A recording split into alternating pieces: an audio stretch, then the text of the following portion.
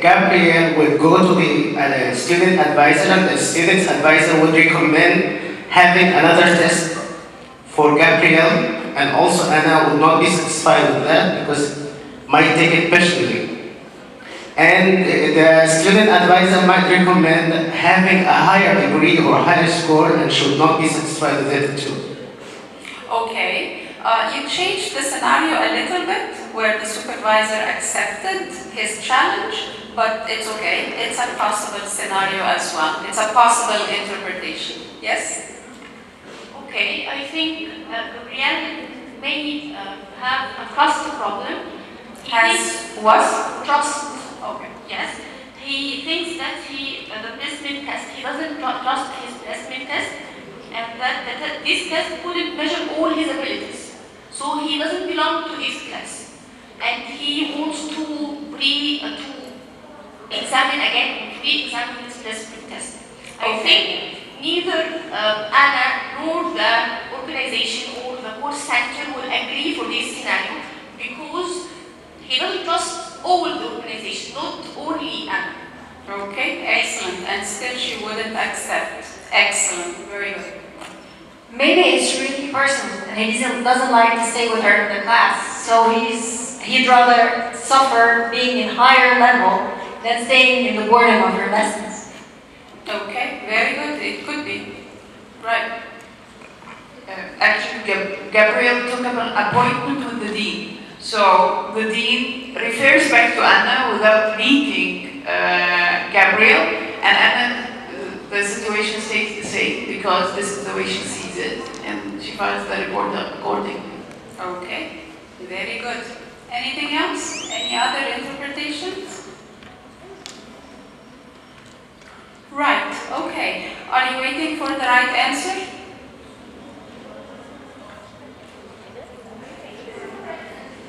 Sorry? Right, that is the correct answer. Very good. In critical thinking, there is no right answer. Everyone will think of it in a different way. And as teachers, we have to accept this. We have to accept that, yes, there might be other scenarios, other ways, other interpretations, and we don't have to cater for all of that. Each one is different, each one thinks in a different way. Okay, so this is the end of the first activity. Now, another part, I told you now in critical thinking we think of more than one thing. I always use the three appeals, I always use the logical fallacies. One activity that I always do with the students, and it's one that really makes them think critically and research and everything, is debates. Are you familiar with debates? Do you use them in the class? Yes? How does it go? How long do you give them to prepare for a debate? How long? 1 day? 2 days? It depends. Sometimes I tell them one session ahead and they have to prepare at home and the whole session is a debate. So the session is tomorrow? No. It would be like in 2 to 3 days. Okay. And sometimes we hold it inside the class and I give them 15 to 20 minutes to think in groups. Okay. And then we start. Alright. Okay. That's a good answer. Yes. And sometimes if you could give it a week or two would be better with some work in the middle. Very good. Right. So a debate, for those who are not familiar with debates, it's a verbal contest. In which two opposing teams make speeches to support their own arguments and knock down the opposing team's argument. Okay? So I will be taking a position and then I should be defeating the other team in the opposite position. The team that makes the best case for its side wins the debate. Who decides on who won the debate? The ones who took part in the debate? No, it's the audience. Right, very good, okay? So a debate, if it's 4 people, 2 for and 2 against, then the rest of the class who attend the debate will decide which one was more convincing. Okay? Right. So debating helps develop important skills, and these skills are very much interlinked with critical thinking. So to prepare for a debate, you have to research, and then from the research you do, you will need to summarize the important information you got, and then of course you can't use the summary in the debate because this will be plagiarism, and you cannot plagiarize, God forbid. Inshallah, we will not plagiarize, and then they have to paraphrase what they read and see and whatever they research. They also experience, they get experience in persuasive writing and persuasive speaking, and in this sense we can link it to, in persuasive speaking, what do we link it to? 3 things. What are they? Yes? Ethos, pathos, and logos. Very good. So you can use the appeals when you have, when you're engaged in persuasive writing or speaking. Another skill that your students learn is the development of argumentative skills. Argumentative in speaking and argumentative in writing as well. Because you can have, you can get your students to write a report about the experience of taking part in this debate. And the last thing, of course, when you stand and you do the debate, then this is the presentation skills that they develop as well. So it's more than one skill, it's 4 in 1 or more. Okay, so activity 2, this is the last activity, and my question is, and it's a debate, is milk healthy? Is milk healthy? Yes. Anyone say no? Auction. 1, 2, 3, alauna, aladoi. Anyone saying milk is not healthy? How many? Okay, right. So the majority says that milk is healthy, right? Okay. Do we have a right or a wrong answer? No. Okay.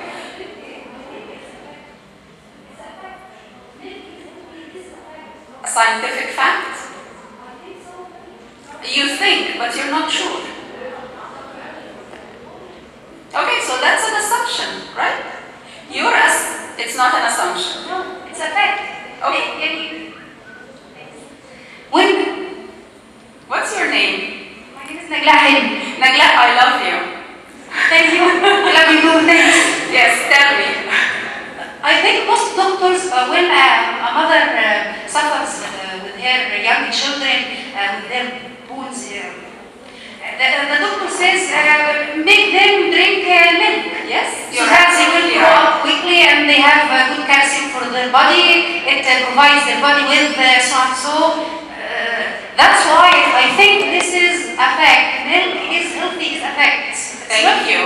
Anyone can challenge this? Yes? We have a table here. Okay. If you are allergic to it, then it's not healthy. Okay. It's not healthy for So everyone. some people might have allergy. Okay. Anyone else? Any other challenge? I think it depends. You know, like, okay, like maybe it's healthy, maybe it's not healthy, okay, like it depends actually. Okay, like maybe he's allergic to some kind of dairy products or something. Okay, very good. Allergy again. Yes. Well, I think I answered the question in another way. We are not the people who can answer this question. We are not doctors. So all of us will assume whether it's healthy or not. Okay, very So good. let's specialize. And what would be the next course of action for us if we want to find the truth? We can ask a specialized We person. can. The magic word, we can. Research. Research. Excellent. Okay. We don't even have to research. We can watch this video, but I'm not going to run it now because we're running out of time. But you can just write this on YouTube. Is milk healthy? And you will have several videos who will tell you that could be healthy and it could be unhealthy. Okay, so thank you, Nagla. You made my presentation better. I needed someone to challenge me. Excellent. Thank you. Yes. Thank you. I just want to say that it all depends on the factual information you have. So here, I think it's not a debate as much as you need to support your opinion through the nutrition facts you have. It could be That healthy, is it the could be not. debate. This is the core of the debate. That you take a position and then you go search, find evidence to support your position, find evidence to defeat the other team's position, and you come to class prepared to present your information. Okay. Yes, exactly. It's research. The key word is research. Okay. So one thing I will tell you about debates. We're not going to do this because you already gave reasons. Just one thing for Nagla. You said that the doctors would say milk is healthy for children. Right. This is part of it. What about adults? Is it healthy for us? Okay. What type? What type of milk?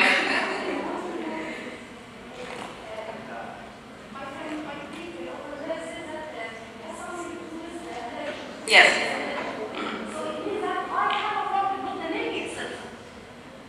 If I drink milk, then I have allergy. Milk is allergic for me. It means that I have a problem. The problem is not with the milk itself. Okay, that's a very good point. There's something, our Prophet Muhammad ﷺ said, when we drink milk, we should say, Allahumma barik lana fihi wa zidna minhu. This is the only thing when we drink, we should say. When we drink water, we say Bismillah ar-Rahman ar-Rahim, Allahumma barik lana fihi. The only thing is that Prophet Muhammad asked us to say wa barik lana fihi. Wa zidna minhu is milk. So when it comes to my religion, What does that mean? Yes? What does it mean? That milk was the only thing that the Prophet added something extra to the Yes. dua. Yes, What does it mean? It means that it's special. It's something special.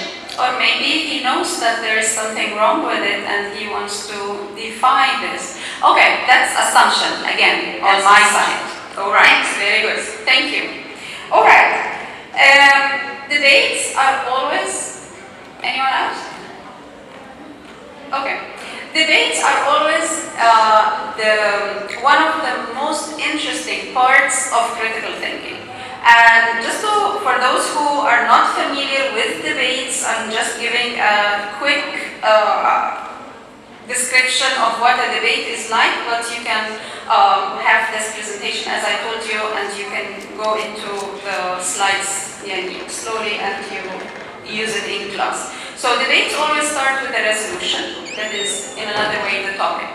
And if you're really into debates, then you should check the 100 famous debate topics or debate resolutions. There are 100 topics that are there online everywhere. Some of them will be culture sensitive a little bit. I don't use them in class. I summarize the 100 into 50 topics. Okay? The one important thing, if you're using debates in class, you cannot ask your students to choose what to take part in. I mean, whether they would be for or against. So what I usually do in my classes, I ask them to choose each team. I tell them I tell them to decide. Simply, I tell them, I need 2 people for and 2 people against. You write them down on a paper and you give them to me. They don't know the topic, they don't know anything. Okay? And they insist on knowing the topic, and I insist that I will not give you the topic. You have to choose who's going to be for and who's going to be against before knowing the topic. Okay? Their argument is that I cannot prepare something that I'm not convinced with. Okay? And my counter argument is debates is there for you to challenge yourself and find an argument for the opposite opinion of yours.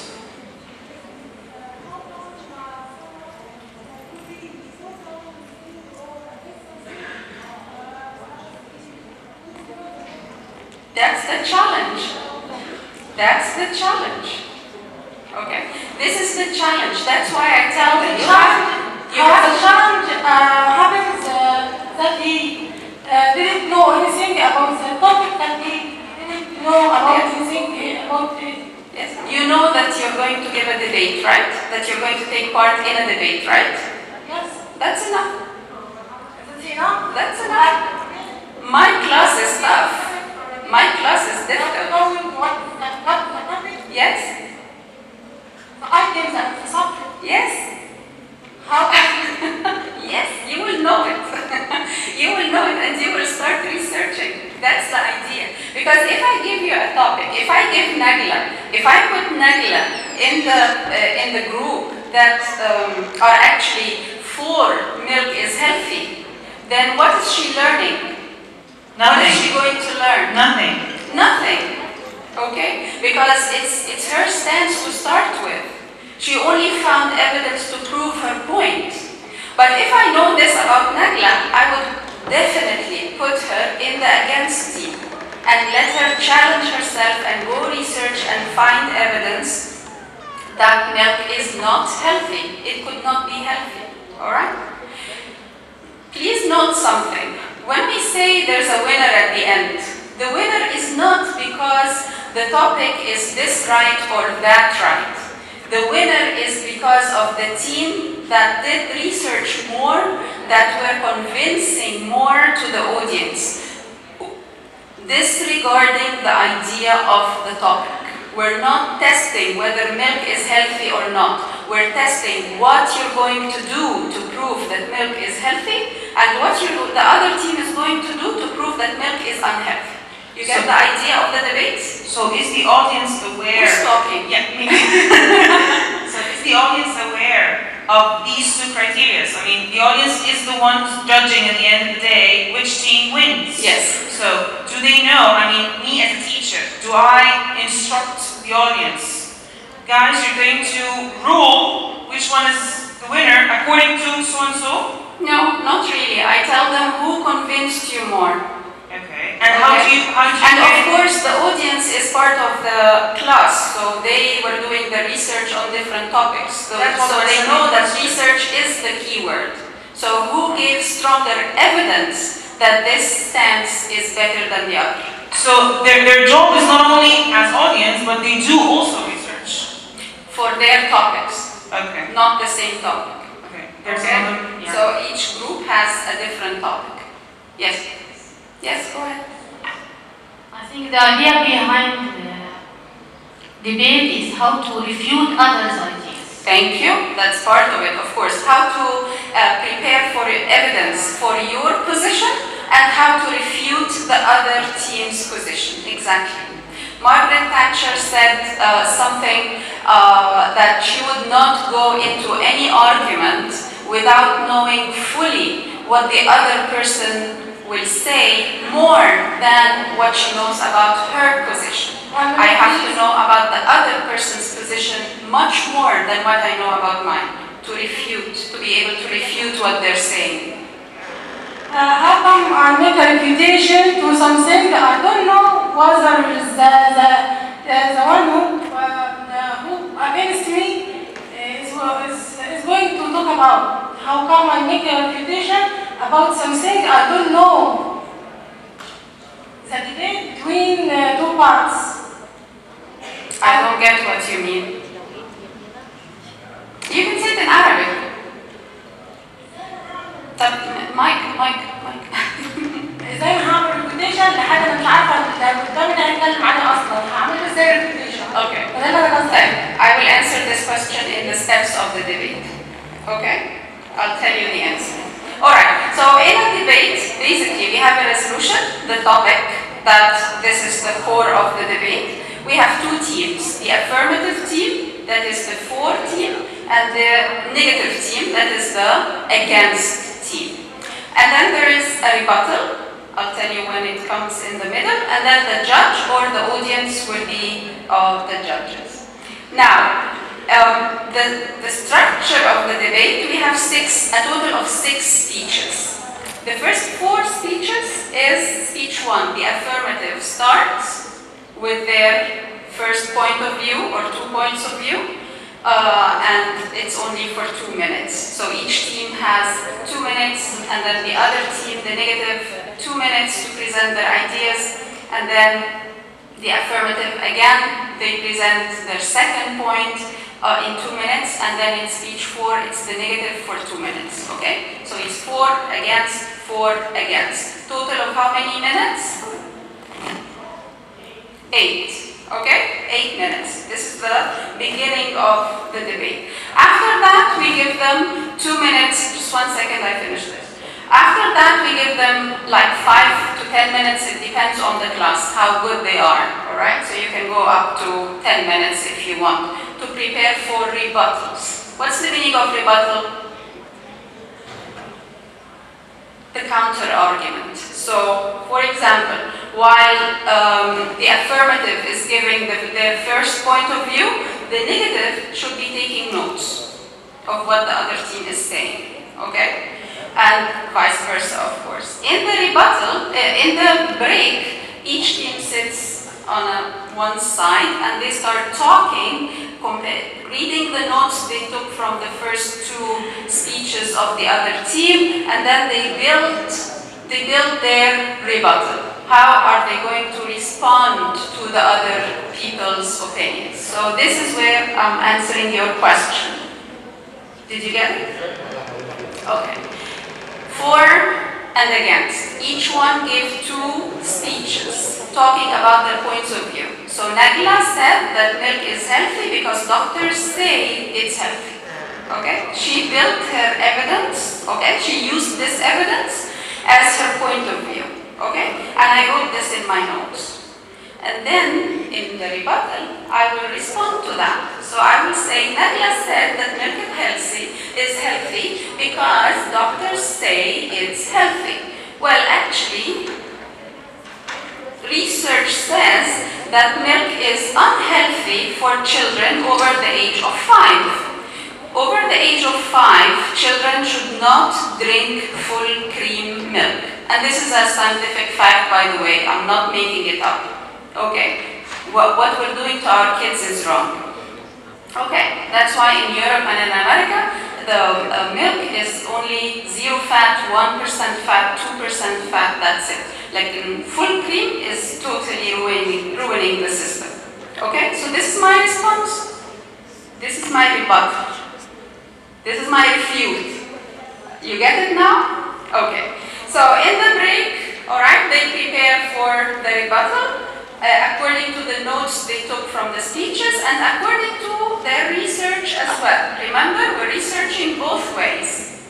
And then speech 5, the negative starts and give the rebuttal, and then speech 6, the affirmative finishes by giving their rebuttal. That's it. And then the audience decides who wins. Okay? Right, I had a question here, yes?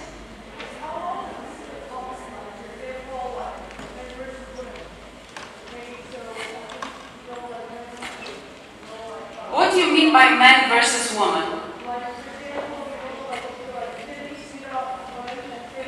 About men. Okay, repeat again. Okay? No, So like the again. conversation class. Repeat it again. What did you say? Okay, so my conversation classes, for example, okay, like I have done a topic called men versus women.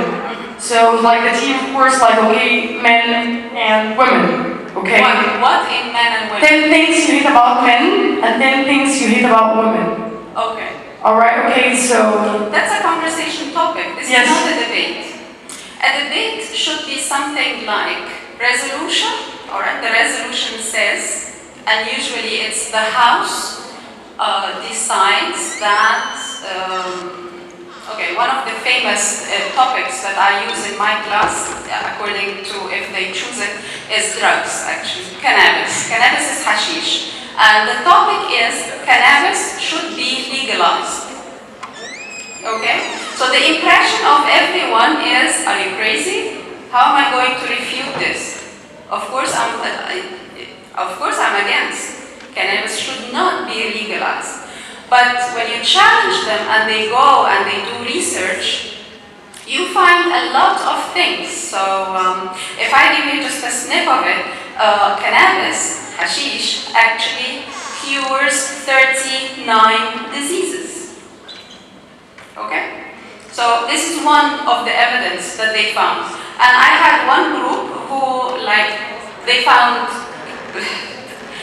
hundreds of evidence that it should be legalized for medical reasons, not recreational drugs. It's different. Okay? So it depends. A topic might be good for conversation, but other topics would be good. Like one of the topics that includes men and women is women should not work. Women should stay at home. That's a debate. But the idea in a conversation class is just a conversation. I will be talking about my assumptions. But did you challenge their assumptions? Did you tell them to find evidence for what you're saying? Okay, so if you tell them, find evidence that women should stay at home, and the evidence, of course, should be logos, should be something logic, statistics, numbers. Find something, find research that says that kids who have working mothers are less intelligent or less smart at school or whatever, okay? But the idea in the debate, you have to rely on logos most of the time, okay? Of course, you can use pathos and ethos to affect the audience, but the heavy evidence is always on logos, the numbers, the doctors, the scientists, scientific facts, and so on, okay? Of course, when you're talking about critical thinking, a fact, okay, is just a word. There is nothing called absolute fact. Nothing in the world is called an absolute fact. Everything is viable to change and challenge. You can challenge anything in the world. That's why in my critical thinking classes, I talk about all taboos except religion. This is the only thing that I do not include in my classes. We are not equipped. We don't have the information to talk about religion in a critical thinking way. Okay? But we talk about politics all the time, of course. Politics is like our favorite topic.